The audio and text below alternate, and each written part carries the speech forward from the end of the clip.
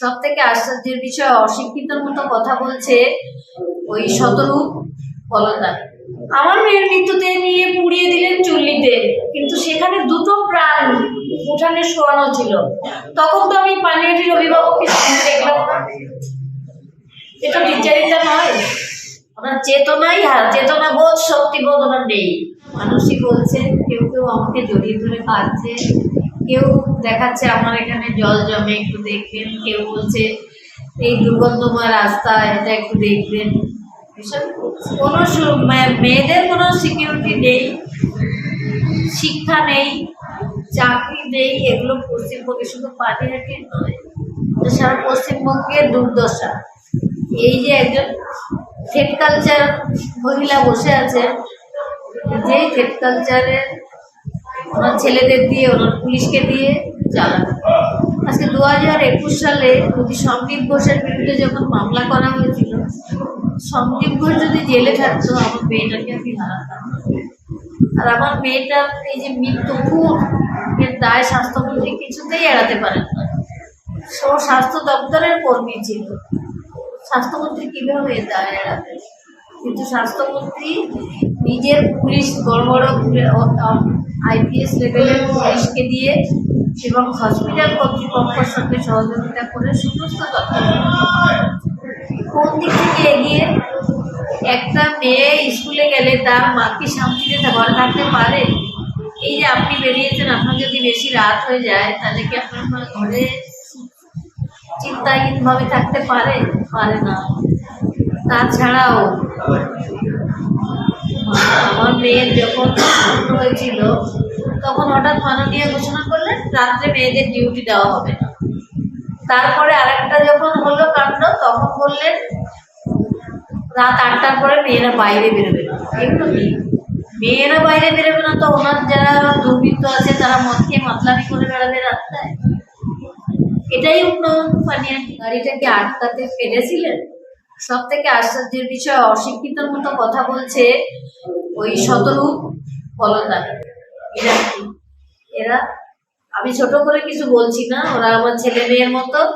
কিন্তু যে কথাটা বলছে, আমরা ডেড বডি গাড়ি না আটকালে সুইসাইড চালাতো, কিন্তু ওরা যখন গাড়িটা আটকেছে তখন কিন্তু পোস্টমর্টম অলরেডি ডান। তখন আর কিন্তু সুইসাইড চালানোর কোনো জায়গা ছিল না। আর ওরা আটকাতেও পারেনি, কেউ পারেনি। পুলিশ এত অ্যাক্টিভ ছিল সেদিন, কেউ পারেনি কিছু করতে। আর এই যে এত আন্দোলন হয়েছে, আন্দোলন থেকে আমরা কি পেয়েছি? তবে একটা জিনিস আমি বলবো, সারা বিশ্ববাসী একটা মৃত্যুকে আলোড়ন সৃষ্টি হয়েছিল। একটা মৃত্যু জাগিয়ে দিয়ে গেছিল সারা বিশ্বের মানুষকে। একটা মৃত্যু প্রতিবাদের ভাষা দিয়ে গেছিল সবার মুখে। সবাই রাস্তায় নেমেছিলেন। আমার মেয়ের সুরক্ষা তো অবশ্যই বটে, তাদেরও সুরক্ষা, তাদের নিজের মেয়ের সুরক্ষার জন্যই তারা রাস্তায় নেমেছিলেন। কিন্তু যখন দেখলাম ওই আন্দোলনটা হঠাৎ একটা চায়ের আড্ডা হয়ে গেল, মানুষ তখন, সাধারণ মানুষ সরে গেল। যারা সাধারণ মানুষ, যারা এই যে রাজনৈতিক দলের বাইরেও তো সাধারণ মানুষ আছেন, তারা যারা ছিলেন তারা সরেই গেলেন। তাই জন্য আন্দোলনটা আমার কিচ্ছু বলার নেই। কলতান আমার ছেলের মতো, ও বলছে আমি অভয়ার দাদা হিসাবে বোনের বিচার চাইতেই পারে, সেখানে আমার কিচ্ছু বলার নেই। পরে যে বৃষ্টিটা হয়েছিল, সেই বৃষ্টিটাতে দেখেছিলাম, মাত্র 2 ঘন্টার বৃষ্টিতে সারা কলকাতাটা লন্ডন হয়ে গেছিল। মনে হচ্ছিল যেন সত্যি এটা লন্ডন। সেখানে 13 জন মানুষ প্রাণ হারিয়েছিলেন, যারা খেটে খাওয়া মানুষ। আর আমাদের যাকে পানিহাটির অভিভাবক বলা হয়, নিজেই বলেন আমি পানিহাটির অভিভাবক, সে তার দলবল নিয়ে গিয়ে হসপিটালে সন্দীপ ঘোষের সঙ্গে 1 ঘন্টারও বেশি মিটিং করেছিলেন, কিন্তু আমাদের সঙ্গে একটা কথাও বলেননি। তো তিনি আমার মেয়ের ডেড বডিটা যতক্ষণ না চুল্লিতে ঢোকানো হয়েছিল, তিনি শান্তি পাচ্ছিলেন না। এবং চুল্লিতে ঢোকানোর পরে ওয়েলডান বয় বলা হয়েছে। তো আমার ওনার কাছে জিজ্ঞাসা, যে উনি বলেছেন আমার এলাকার ভালো চিকিৎসক, ভালো মেয়ে, তাই আমি গেছি। তো মাত্র 2 দিন আগে মন্দারমণিতে ঘুরতে গিয়ে এই গোলাতে থাকে। স্বামী স্ত্রী দুজনেই মানে মন্দারমণিতে মৃত্যু হয়েছে তাদের। আমি উপস্থিত ছিলাম সেখানে। আমি উপস্থিত থেকে আমার শরীরও খারাপ হয়ে গেছিল। মানে 3 জন মা আমরা ওখানে একই হয়ে গেছিলাম সন্তানহারা। ওই মেয়েটার মা, ওই ছেলেটার মা এবং আমি। আমার পাশে 2 জন ছিলেন। আমি যখন কাঁদছিলাম আমার খুব শরীর খারাপ হয়ে গেছিল, মনে হচ্ছিল আমার সারা পৃথিবীটা কাঁপছে। আমি বেশিক্ষণ থাকতে পারিনি। তবে ওর বাবা বলছিলেন যে আমি কিন্তু অনেক ফুল এনেছি, গাড়িটা কি ভালোভাবে সাজানো হয়েছে। এই যে কথা বলছি না, আমি পারছি না। গাড়িটা কি ভালোভাবে সাজানো হয়েছে? আর যেখানে আমি মৃত্যু হবে, আমার মৃত্যু হবে, ছেলে ফুল এনে সাজাবে, সেখানে আমি ফুল দিয়ে সাজাতে চাই। এই যে কথাগুলো না আমাকে বড্ড কষ্ট দিয়েছে। কিন্তু আমাদের পানিহাটির অভিভাবক তো সেই বাড়িতে আমি দেখিনি।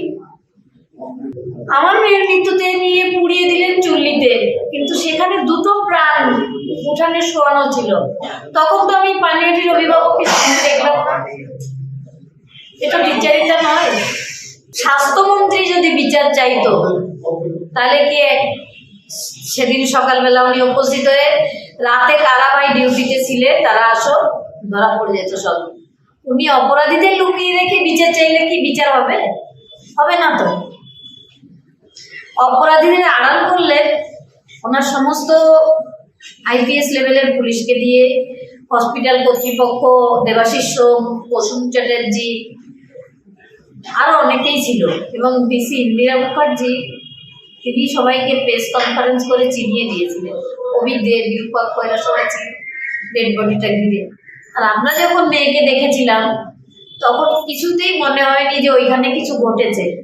মনে হচ্ছিল আমার মেয়েটা শব্দ জুতোটা খুলে একদম সুন্দর করে গোছানো, মাথার উপরে রকম একটা হার, তার চোখ দিয়ে রক্ত ঝরছে, তার মাথার কাছে ল্যাপটপ, মোবাইল সব সুন্দর করে সাজানো গোছানো ছিল। একটা ক্রাইম সিট কখনো সাজানো, একটা বেডশিটটাও একদম টান টান করে পাতা ছিল। তাহলে কি বলবেন এটা?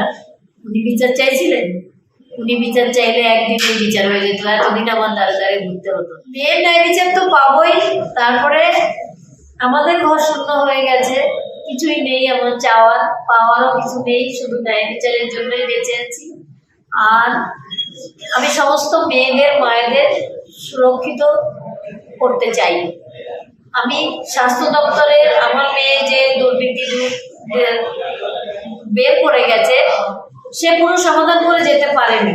সে মাফিয়াদের বিরুদ্ধে লড়েছিল সমস্ত মানুষের, সাধারণ মানুষের, সাধারণ জনগণের জন্য। তাই আমি সাধারণ জনগণের পাশে থেকে কাজ করতে চাই, তার পথ দেখানো পথেই আমি চলতে চাই। নারী বলতে ওনার এমন দুর্নীতি